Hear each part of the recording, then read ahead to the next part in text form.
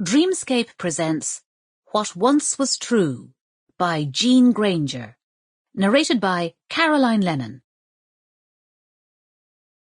Chapter 1.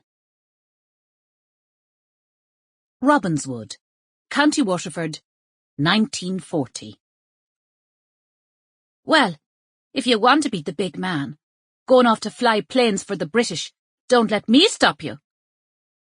Kate knew she probably sounded petulant, but Sam was being so annoying. He grinned at her, the sun dazzling behind him.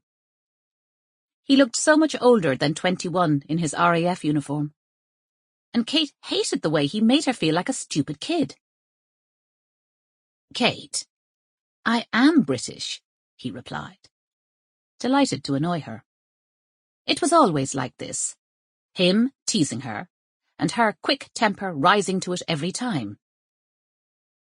"And what about Robinswood, and all your responsibilities as the new Lord Kenefick? None of that matters anymore, I suppose. I know you were all caught up in the war, and going off to be a pilot, but what about us? What about your home?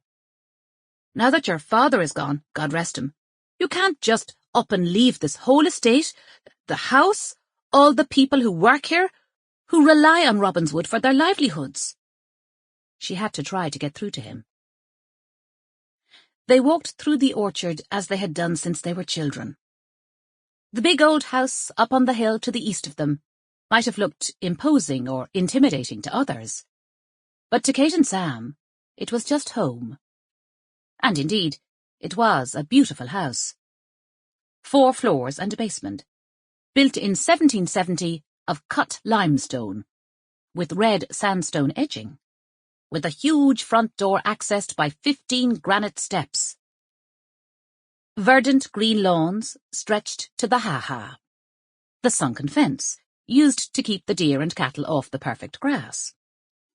And beneath the bank was rich farmland, acres of it, dotted here and there with belts of trees. The winding avenue up from the village was 2 miles long. Kate often admired the paintings in the long gallery of hunt bulls and parties at Robinswood years ago. It was where the landed gentry had come to play, in and around the house and estate.